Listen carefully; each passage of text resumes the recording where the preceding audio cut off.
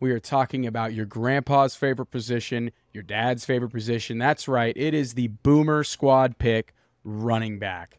We give a running back position a hard time on this show. We are pretty all in on wide receivers at this point, but you can't deny it. They are still one of the most important position in all of fantasy. And if you can find value at running back, you are most likely going to go to the playoffs, and that's what this is all about. So today's episode, again, tiers, flag plants, and fades. We're going to start going through some of my tiers that I built out.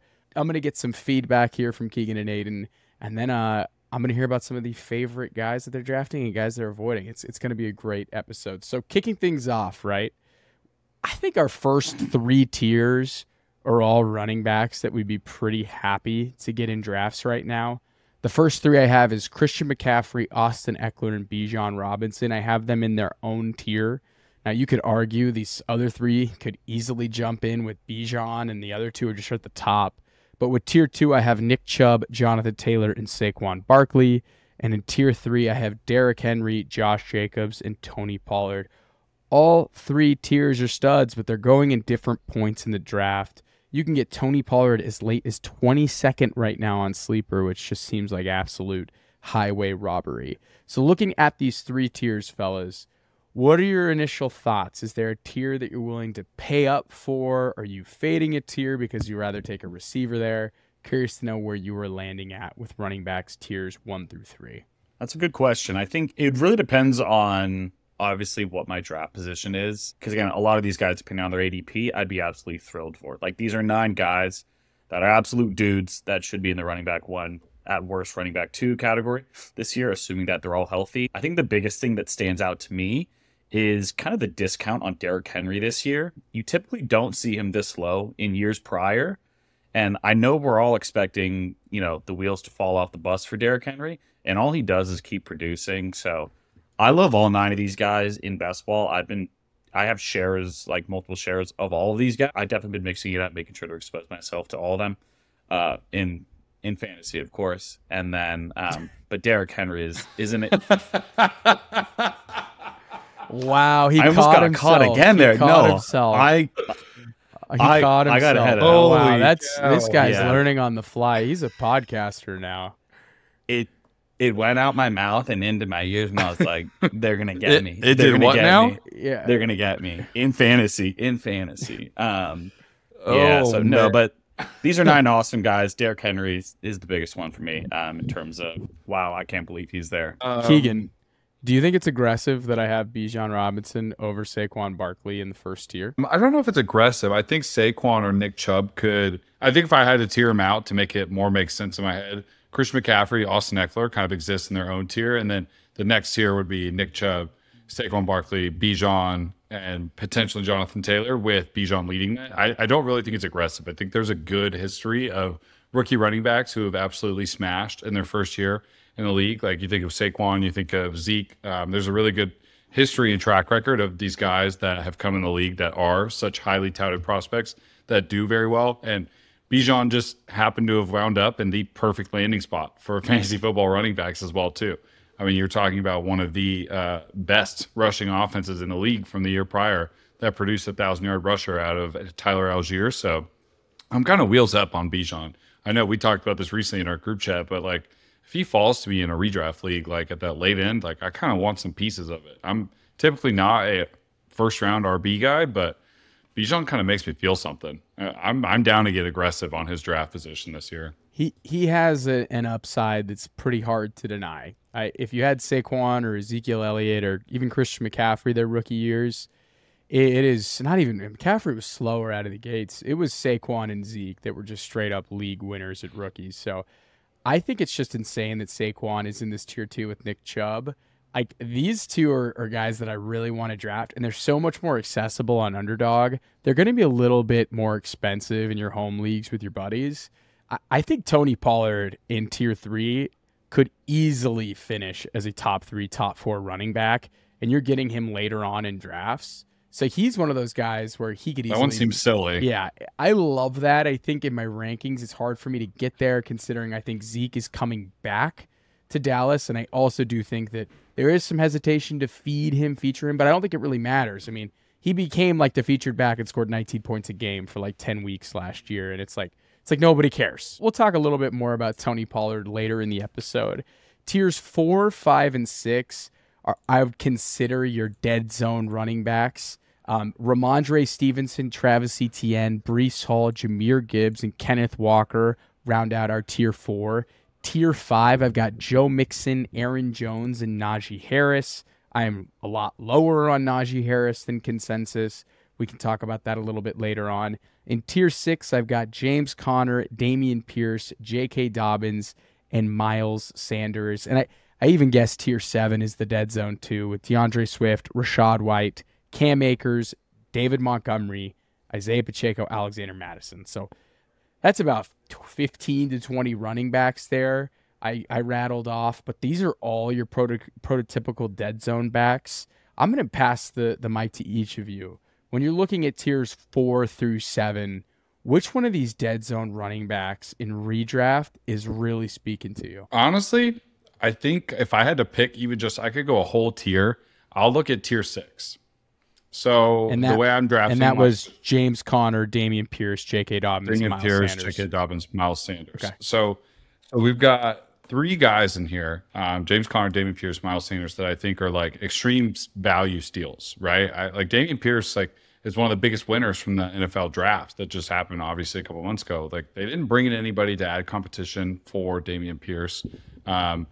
James Conner is another guy who is kind of like this workhorse profile, and sure, he'll be on a bad team, and I don't think that Dameon Pierce will be on a great team either, but they're going to get so much volume, right, that they're almost like the perfect zero RB or hero RB additions to your redraft leagues and teams. So I really like that tier as a whole. There's a couple guys in the higher ones, but I don't think I can include tier 4 ahead of, or like with tier 5, tier 6, and tier 7. I kind of think like Ramondre, Travis Etienne, Breece Hall, Jahmyr Gibbs, Kenneth Walker are kind of in their own zone, where I wouldn't really consider them dead zone or anything like that. They're very unique and good value RB picks, especially if you do zero RB and you go wide receiver, quarterback, and then grab one of those guys. Like that's a great start. But I think overall tier 6 is my favorite. And then you still have J.K. Dobbins, who has tons of juice, but he has the added competition of having a very mobile quarterback to compete with in Lamar Jackson. But you could talk me into Conner, Pierce, and Miles Sanders all day in redraft. I think I love all of those guys, especially at their value. What tier or player is speaking to you out of this group? And yeah, you're right, Keegan. Tier 4 is sexier. I think they offer the most upside, and they're younger players, but they are technically falling in that 33, like the end of the 3rd round, 6th round draft range that typically is the dead zone. But it's an argument too, is the dead zone even the dead zone this year? Because dead zone backs are now going later because they're wide receivers. But Aidan, these tiers in front of you, what are you looking at here? What's catching your eye? I'll go a bit down farther, actually. I'm going to go into tier 7. A guy who I've definitely got my eyes on this year is David Montgomery. I think he is entering a really favorable position, both for football and for fantasy football purposes. You look at Jamal Williams last year, pretty much stumbled into 17 touchdowns, and you could argue David Montgomery is a much better running back in terms of a pure rusher. So that's a guy that I think you can get extreme value on in terms of your zero RB builds at a really cheap price. You figure Jahmyr Gibbs is definitely going to be kind of like your PPR darling, but I don't see him being there between the tackles guy, especially in the red zone. So I think David Montgomery, again, in that offense, should get a lot of favorable touches in the red zone and beyond. So I'm really excited about him. I think, to your point around the dead zone, it's like this is how you win your leagues, is being able to navigate through like the muddiness of these tiers. It's, it's a dark place. Like there's going to be a lot of these guys that absolutely miss on ADP, and a lot of these guys that are going to end up creeping into, a top 10 running back. So it's like, this is really how, in my opinion, like you win your leagues, is you're able to navigate this in terms of risk versus reward, and, kind of sniffing out the right winners in these tiers. So, yeah, it's always fun going through these running backs and trying to figure out what the heck is going on, what's real, what's not. Yeah, that's a great point. Even at ADP, guys like Isaiah Pacheco, David Montgomery, they're kind of out of the dead zone, so to speak, right? Like James Conner is 64, Rashad White at 65, DeAndre Swift, Cam Akers 59, 61. I'd say those guys are really leaving the tail end of the dead zone, but like you have some absolute dead zone all-stars here. I think Joe Mixon is a dead zone all-star. I think when I'm looking at this, Alexander Madison is the definition of the dead zone. Even someone like Cam Akers, too. These are all guys that we're projecting massive volume towards, and that's why we value them. But are they good is the question mark. I think Akers out of those three I like the most. And again, your only reason you're drafting Joe Mixon is because he is the running back in the Cincinnati Bengals offense, and he's going to get a ton of projectable volume. But what if that guy just stinks and then Travion Williams is just the guy in the middle of the year? Like, that could happen if he's not good. So it's like understanding that they have opportunity, but these are dead zone running backs that are just quintessential chef's kiss. Keegan, anything to say on Alexander Madison before we go to the next tier? We've seen the history of him and Dalvin Cook, and it's not like Madison went out there and got like Cook's workload when Cook was out or missing games. It's like pretty easy to go back historically and say like, oh, like Madison was good enough to fill in for some games, but like they didn't trust him to assume full RB1 duties. And the other part of that is how much that offense is going to pass. And you know, that could be a good thing, right? Like you could be passing a ton. That means you're going to have red zone opportunities, but like they, I think, are going to pass at such an insane clip that it's actually going to hurt his overall rushing volume and attempts volume. So it's just like somebody I kind of like want to avoid. He doesn't feel like upside either. The other thing, like when I'm looking at these tiers, right, is you do look at somebody like Aidan pointed out with Dave Montgomery, like somebody who's going to play behind like a top 5 NFL offensive line this year, has a ton of running back work to replace from Jamal Williams and a team that's going to be very exciting. Like David Montgomery's upside and ceiling is much, much higher. Same with like Dameon Pierce, right? There's a guy who's never going to come off the field and their offense is going to regress positively. Like I already know, I think in my head, what the Vikings offense is and what that means for their running backs. And I kind of think I have an idea of Alexander Madison. I feel like there's not much more than what we've seen already. So there's just lack of upside, and I don't really think he offers me anything if I'm going to take a swing on him. Matt Harmon had him on, and he basically said, they told me I'm the starting running back. And then I was like, I might be in, guys. Evan Silva's in. Matt Harmon's got him on his show. Thinks he's the starting running back. And then J.J. Zacharyson sent out an email, and I forwarded this in the chat. And they found he basically, J.J. went through historical comps in terms of people that are most similar to Alexander Madison at this point in his career based off of like playing time and production. The list includes Shane Vereen, James White, Chase Edmonds, Toby Gerhart, Raheem Mostert, Rashad Jennings, Mike Davis, Joique Bell, Bilal Powell, C.J. Anderson, Ben Tate, Felix Jones, Isaiah Crowell. Oh, Isaiah Crowell. Not a great list. Make it stop. Not a great list. Not a great list. So, based off of his playing time, the fade isn't going to stop for me. The fade is not going to stop. It's one of those things where if I miss out on the gravy train, I think I'm cool with it. But if you go heavy 0 RB, he's kind of a nice just play, right? Like you could get a weekly RB2 out of it as an opportunity. But remember, we want players that are going to finish the season strong, not necessarily start out hot. It's easy to predict how a season's going to start. Very hard to predict how a season's going to end. And that's why these running backs in the dead zone, man, they're easy to fade. I can tell you that. The last 3 tiers that we're going to cover, because we're not going to spend hours talking about Jerome Ford and handcuff running backs. The last 3 tiers that I have here are tiers 8, 9, come on, 8 tiers. We'll do a deep sleeper episode. Don't worry, people. We'll get into the weeds on guys we like that are going on later in drafts.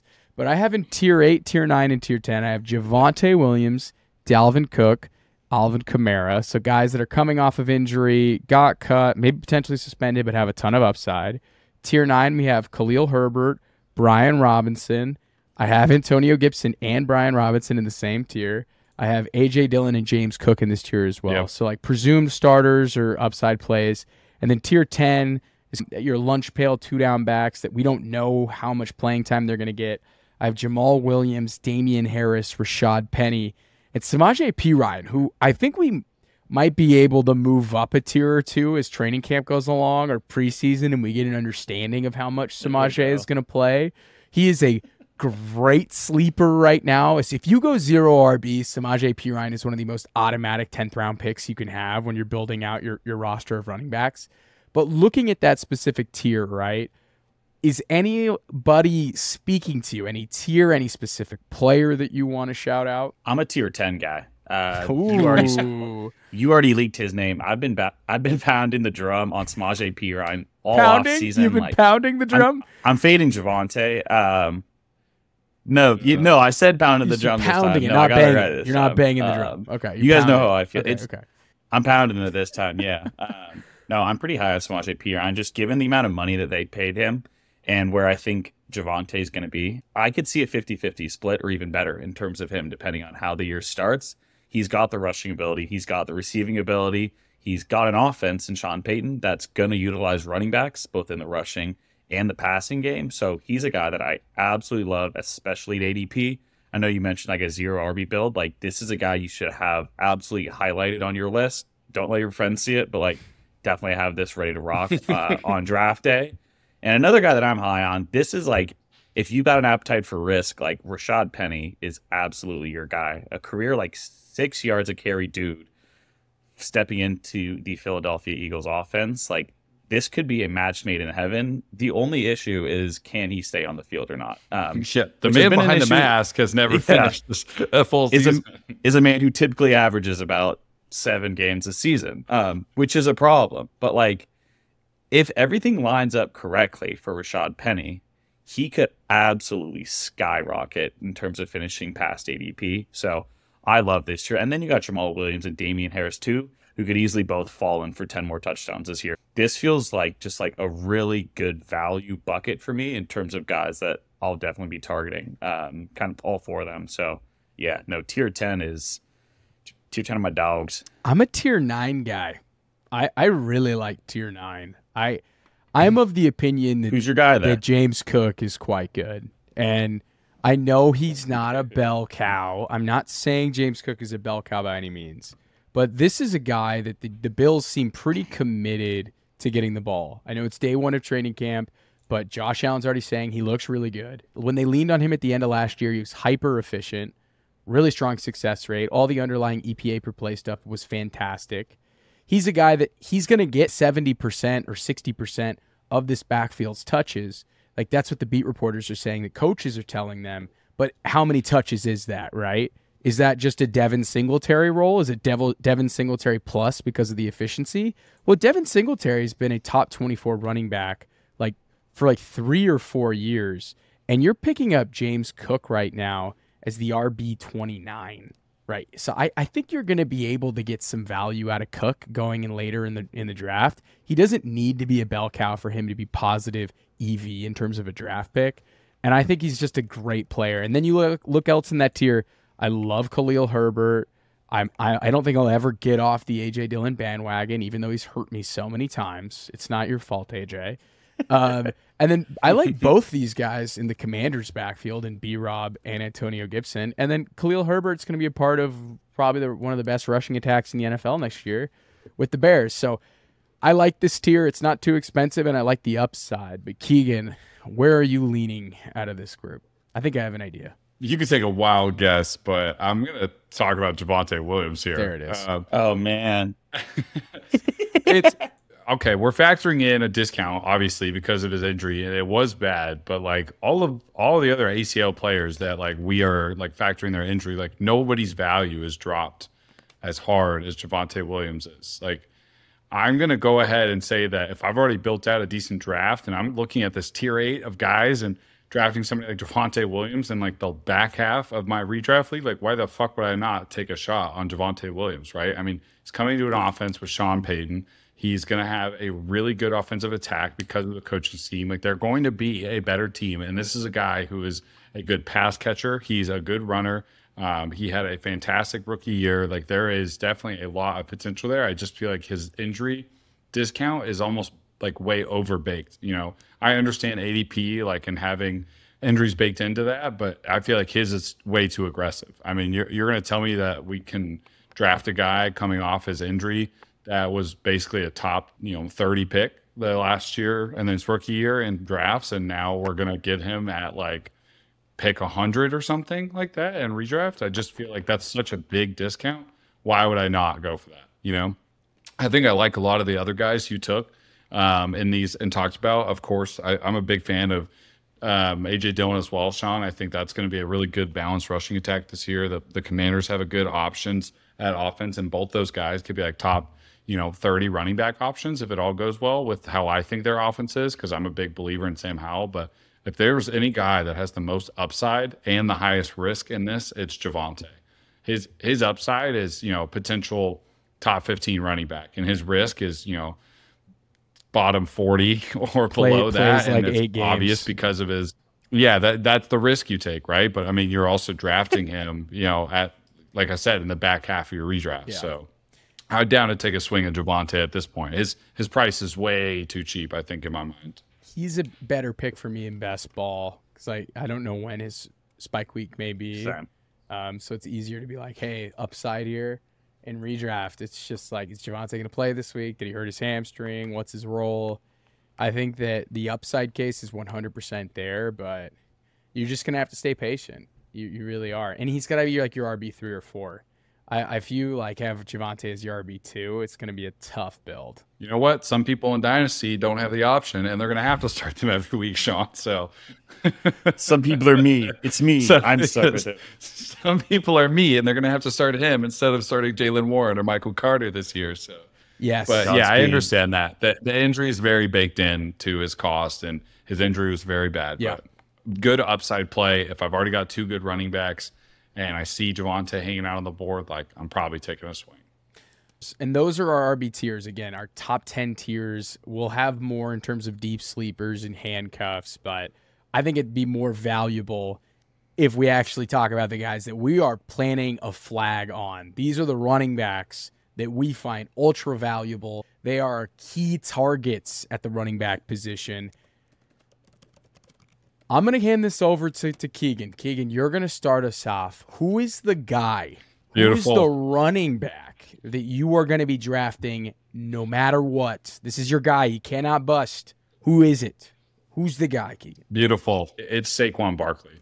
I'm firmly planting my flag in Saquon. We talked about our tiers, right?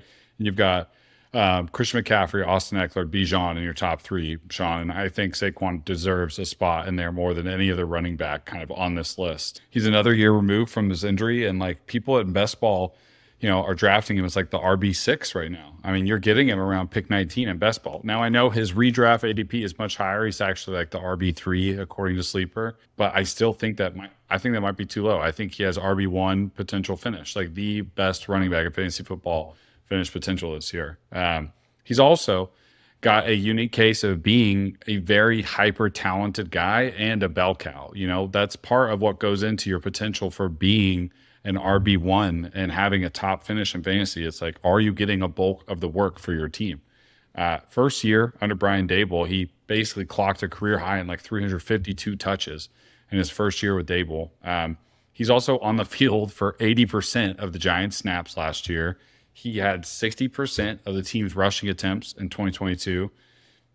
He ran a route on over 50% of the team's dropbacks as well, and he ended up with a 15.2% target share. So we know he's capable as a pass catcher. We know he's going to be on the field a lot, and he's also commanding a good amount of targets. And I think by far and away, he is the best skilled player on that offense. I'm sure Darren Waller would have some target competition, but I still think Saquon is going to be a massive focal point in this offense. Last year, he's also ranked 5th in fantasy points per game on a minimum of 300 snaps. He's averaging about 16 points a game. And I think the offense will actually score more than they did last year because of Darren Waller and the addition to that offense and adding some Paris Campbell. It'll be a much more balanced attack. I think there's room for improvement there for the offense as well, too.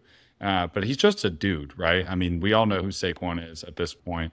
He's typically high in the league, like in rush yards per game. He averaged like 82 a game last year. He's also 9th in explosive run rate at 6.1%. And for those who don't know, we're going to probably be using some more of these stats as we kind of go into these new tools and stuff that are out. But explosive run rate for our listeners is just runs that break for 15 plus yards, right? So on 6% of his runs, he's smashing out 15 yards or more. Other than that, I just think it's a good team environment for him. They have a young offensive line that was actually PFF's graded like 14th best run blocking offensive line, but they were also the 7th best graded rushing team by PFF. So Brian Dable's got a scheme in there, a scheme that works for them. He's a dude. He's a dude. They've got Andrew Thomas, who's a great, probably top 5 tackle in the league. I think Evan Neal, obviously a rough rookie year, but that's a top 7 pick in the draft. He's got another year under his belt, and they drafted arguably the best center prospect this year, and JMS, John Michael Schmitz. So I think it's a young offensive line, but a good one nonetheless. It has room for improvement. So I think Saquon has a case this year to be RB1, and you're getting him at the back half of your redraft round, and an underdog, you're getting him in the second round.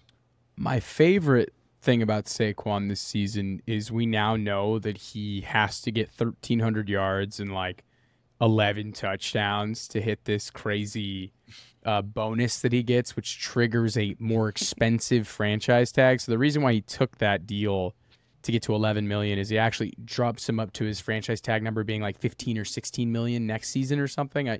Don't quote me on that back end number. So we know he's going to be highly motivated. However, he saw a ridiculous amount of targets last year. He led the Giants in targets, and I don't think he's going to do that again.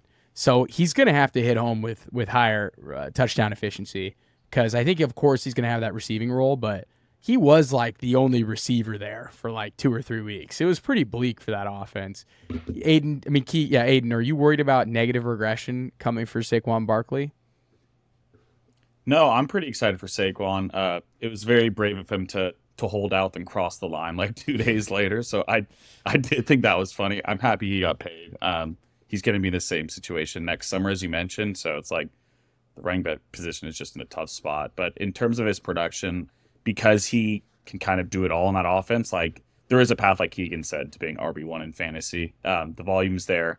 He's got the rushing abilities. He's got the catching abilities. So yeah, I'm pretty wheels up on Saquon. Okay, wheels up for Saquon. He's just dunking on my negative regression comment. I see it, Aidan. All right. Okay, I'm the crazy man yelling at clouds here. I did that. I was like, thanks, Shaun, but I'm with Keegan on this one. I'm just gonna go cry in a corner. For my pick, I'm gonna throw it back to our Deuce Vaughn man in the mask. All right. What if I told you that you could get a running back in the dead zone that is going to help you win your fantasy league? Because in 2022, this running back, out of all running backs with at least 100 attempts last season, he had the 4th best explosive run rate. He had the best percentage of yards from explosive runs. He had the best percentage of rushes inside the 5. He had the 8th best TD rate. He had the 8th most missed tackles per attempt. And he had the 4th most runs of 15-plus yards. And he did it in less than 50 touches than Saquon Barkley. The man behind the mask is Seattle Seahawks Kenneth Walker. In games where he saw over 50% of the snaps, he averaged 16.8 fantasy points per game. That's insane. In the games he saw 15% of the snaps from weeks 5 to 12, Aidan and Keegan. These are the games where he became the bell cow running back after Rashad Penny got injured and before he got an ankle injury later in the season. He averaged 19 PPR fantasy points per game, which was the RB8 during this stretch. His worst game last season, not counting the game where he got hurt, he scored 11.9 fantasy points against the best run defense in the league in the San Francisco 49ers. When he saw over 50% of the snaps, again, he averaged 16.8 PPR fantasy points per game. And why would that matter? Why am I throwing out the snap percentage stuff, guys? Because there might be someone new in town, right?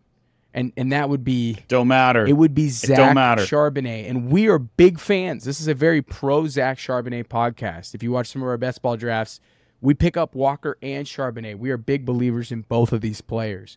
But Charbonnet profiles as a pass-catching back. Kenneth Walker didn't catch a ton of passes last season, and he was able to, again, in the games where he saw 50% of the snaps, 17 fantasy points per game in PPR.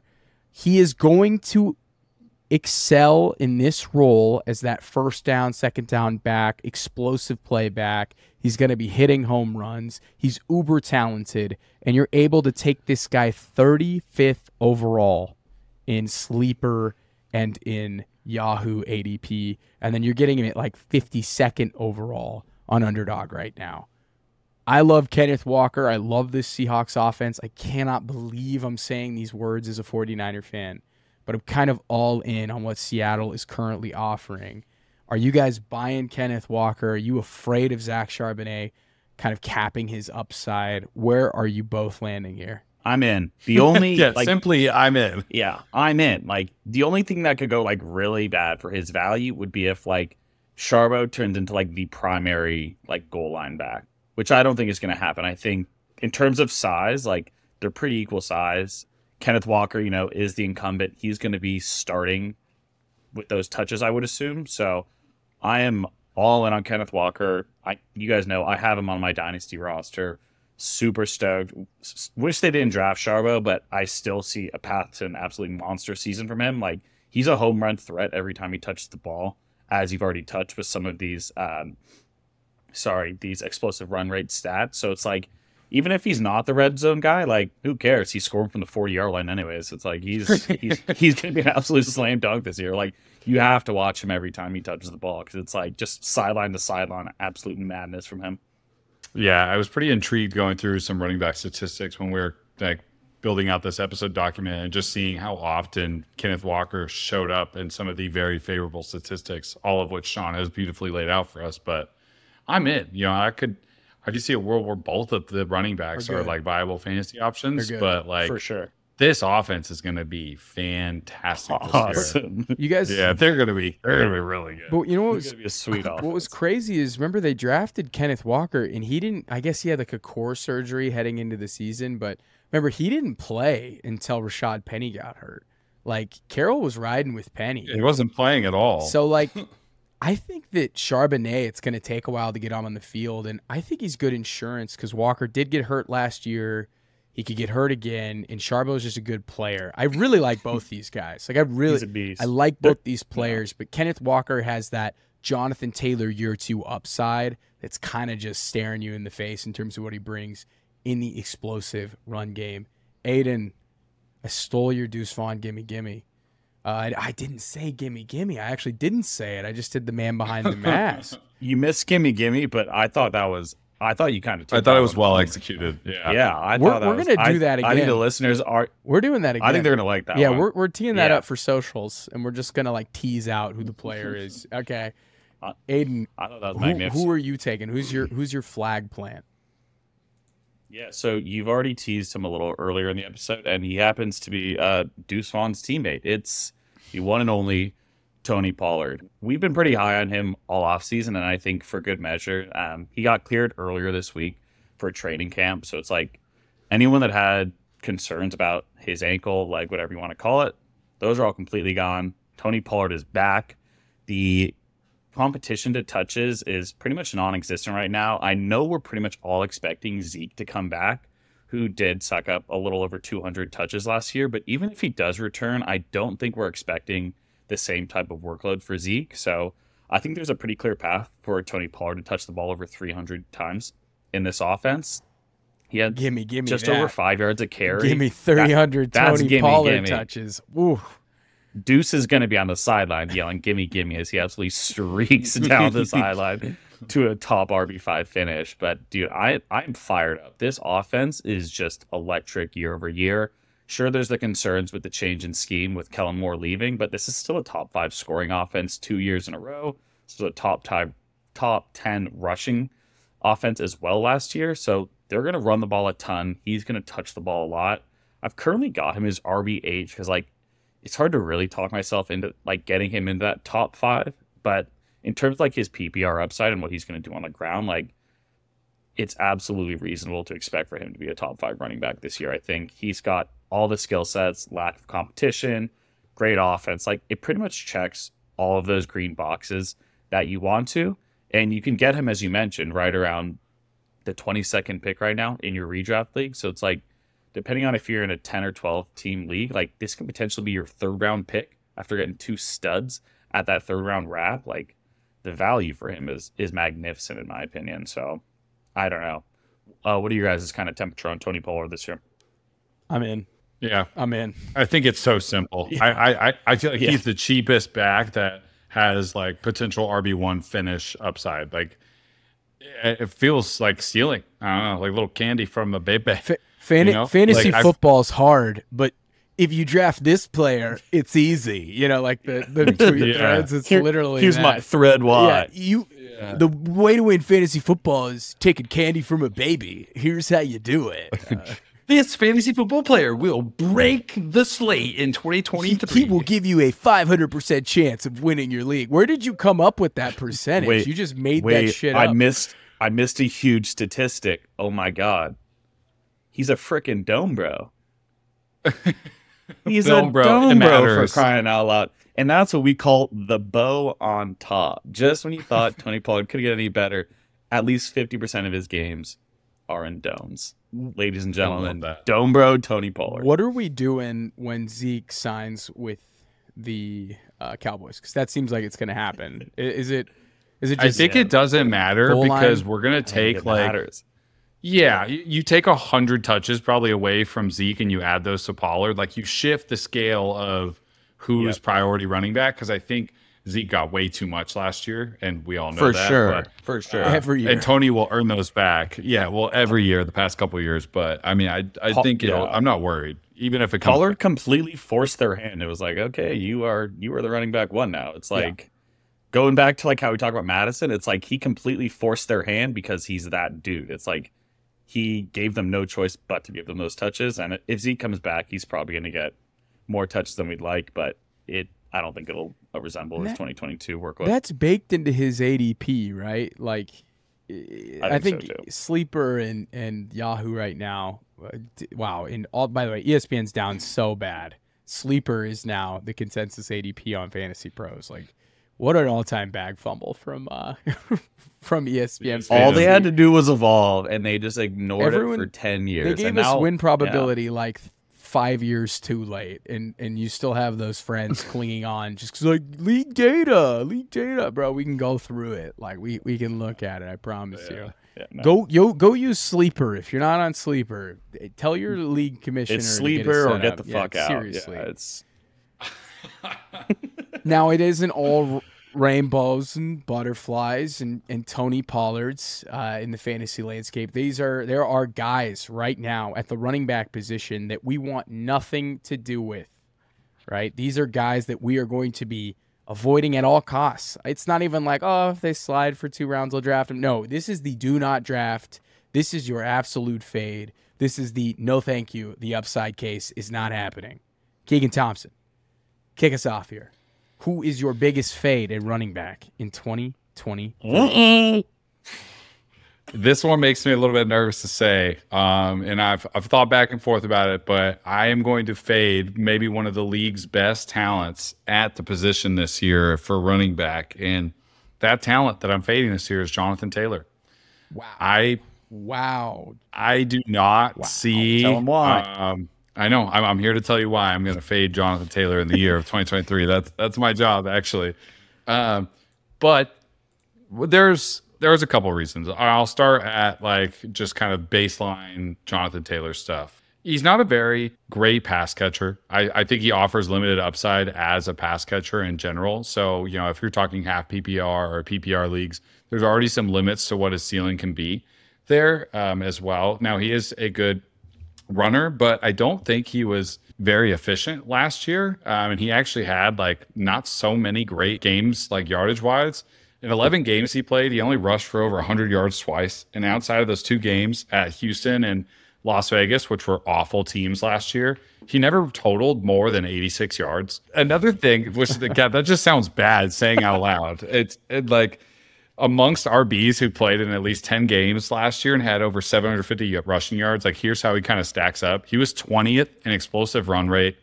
He only had 4 touchdowns. He's 16th in yards after contact per attempt and 15th in fantasy points per game. And I mean, that's at least 10 games and 750 yards. Like those are pretty good minimums to meet for a threshold. So it just wasn't very efficient from him.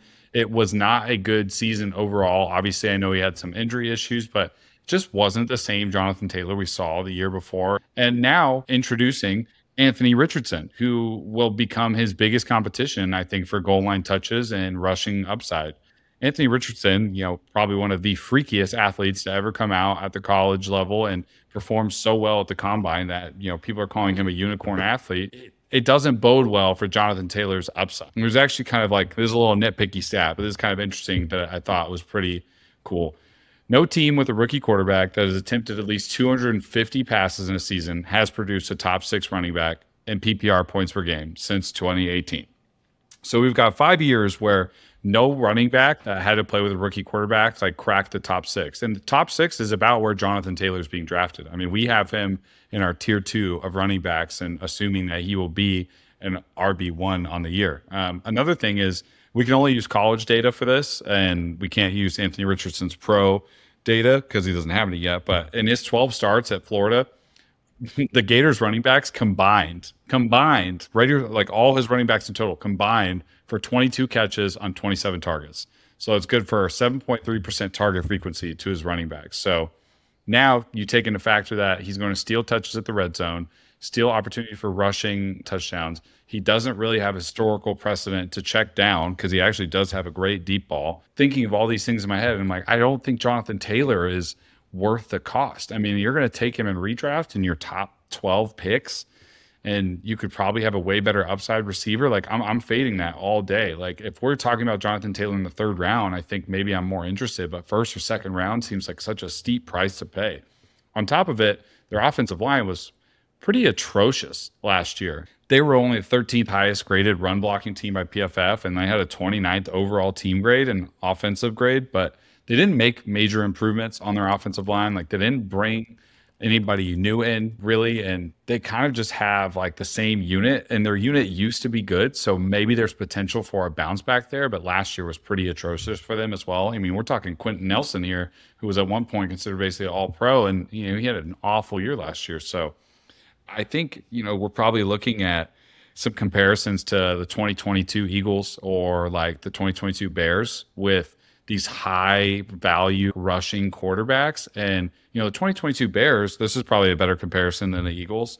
They were 30th in running back usage at the fantasy running back usage, and were last in running back receptions. Like those statistics don't bode well for somebody like Jonathan Taylor. So I'm out on a 1st round cost for him, and I'm out on a 2nd round cost in Jonathan Taylor. Wow. I don't have a single share of him in best ball drafts even. Like I really don't have many shares of Colts in general, but I don't have a single drafted share of Jonathan Taylor right now in best ball. I've got a handful, but in redraft, I'll be more careful for sure. I think what's interesting is that Jonathan Taylor's massive RB1 season was honestly one of the easiest negative regression candidate seasons in a really long time. He scored so many long touchdowns, and it was really most of his production was touchdowns, which year over year is hard to replicate unless you're Austin motherfucking Eckler, the GOAT, right? It's very hard to replicate that year over year. And he came back to earth like tough. And I think everything you said about the rushing quarterback is just so true. It's going to take so much of his production. He wants a contract. He doesn't catch the ball. He could definitely be good, but I think it could be disappointing. And if you're going to be using that 2nd round or 1st round draft capital, you want to make sure he smashes. And I think I just have a lot of the receivers over him at this point. Dude, his ADP is like 10 consensus according to Fantasy Pros. Like overall 10. I'd rather have Chubb. Touching that. I'd rather have Nick Chubb than Jonathan Taylor. It's easy money. Oh my God. Yeah. Easy. Dude, I could go through our tier list, and I'll tell you personally that I'd rather have Nick Chubb. I'd rather have Josh Jacobs. I'd rather have Derrick Henry, Tony Pollard, Saquon. Dude, I could even be talked into tier 4 guys over Jonathan Taylor. That's where I'm at personally. Wow. Okay, that's what we call a fade. My running back, I'm begging you, like, please, all of you, please don't make the mistake that I made last year. Please don't draft Najee Harris. People are going to draft this guy in the 3rd or 4th round because of projectable volume, but he is not an explosive player. Out of running backs who rush for over 800 yards, here's where Najee Harris ranked last season in explosive metrics. He was 2nd worst in percentage of yards from explosive runs, and he was 7th worst in yards after contact per attempt. He might not even be the best running back on his team. If you take a look at Jaylen Warren, straight up, his stats against Najee Harris, Jaylen Warren averaged 4.9 yards per carry to Najee Harris's 3.8. Yards after contact per carry, Jaylen Warren, 3.08. Najee Harris, 2.74. Explosive run rate, Jaylen Warren, 14%. Najee Harris, 7%. And guess what? everyone yelling at me out there saying, well, Jalen Warren played on obvious passing downs. They faced nearly the same or identical amount of 8+ defenders in the box rate. Historical precedent is also not on his side either. There's only been 2 first-round rookie running backs to go from 70% carry percentage as a rookie to below a 60% carry percentage in their second season. It's Najee Harris and Trent Richardson. That's his biggest comp right now through 2 years is Trent Richardson. And I hear people in the back, hey, man, you're an idiot, right? Who gave this guy a podcast? Anyone with like a pulse knows Najee Harris had a steel plate in his shoe. Weeks 1 through 5 with the steel plate, 7.2% explosive run rate, 38th out of 49th qualified running backs. Weeks 6 through 18, where he got the plate removed, 7.4% explosive run rate, 44th. Please. Not good. Don't draft Najee Harris. This is the definition of a dead zone running back. He's currently the RB12. He's going 27th overall. Najee Harris, fellas, I am out. Count me out. I'm good. That's a full-blown fade. Like, that's a fade. I'm not even. That's not a fade at ADP. That's not a. I'll take him later if there's value. That's I don't want him. He's not on your sheet. He's on the sheet. Him Spray and Michael bottle. Thomas. Get away from me, Najee. Najee heard me last year too, so like I'm pretty much with Shaun here. I know we've already shit on the Steelers, like mainly Keegan, but like I don't think anyone in here really believes in this offense, like whatsoever. It's like sure they upgraded the line a little bit. You got Washington to serve as like an extra lineman, sure, why not?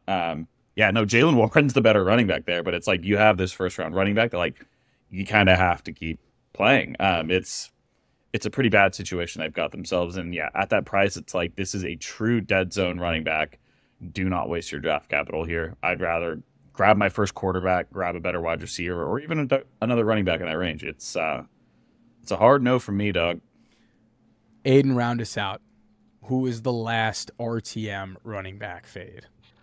Yeah, so we're gonna stay in the dead zone, running back zone, and this one's gonna be a bit more spicy, as I know a lot of people really like him this year, and I don't. So this one's Aaron Jones, and you're probably thinking, are you serious, Aidan? This guy hasn't finished outside of RB11 3 years in a row. He catches 50 passes every year. He's an efficient runner. What gives?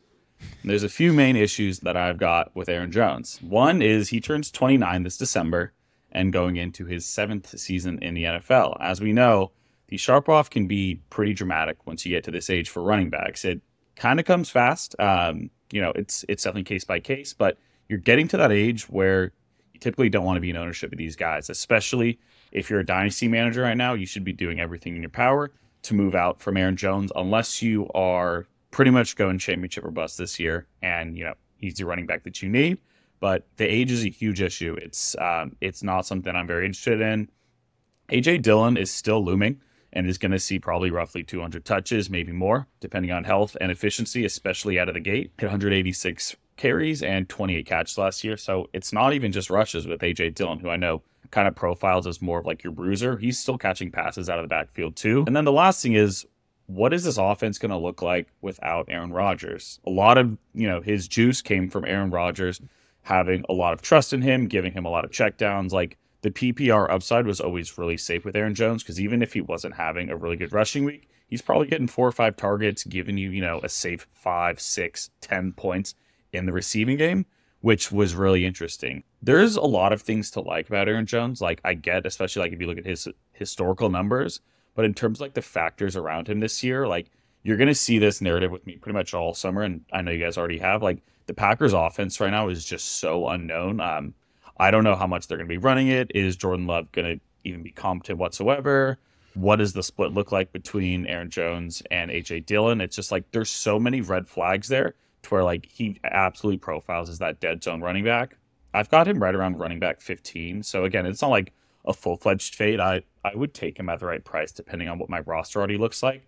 But a couple of guys that I'm absolutely taking like instead of him in this similar range would be like J.K. Dobbins, Kenneth Walker. I would even consider taking Miles Sanders over him. Like there's that's like guys one of in your that range. That's pretty crazy for you to say that. Yeah, I know. That took a lot to like get out of my mouth on that one. But yeah, I'm pretty out on Aaron Jones. There's just way too many question marks for me. It's gonna fall off eventually, and I'd rather get ahead of it than be the guy owning him when, he ends up playing 10 games, it completely turns to mush. So I'm probably good here. I think that's fair. You've talked a lot of shit on Christian Watson, and you're staying true here on Aaron Jones.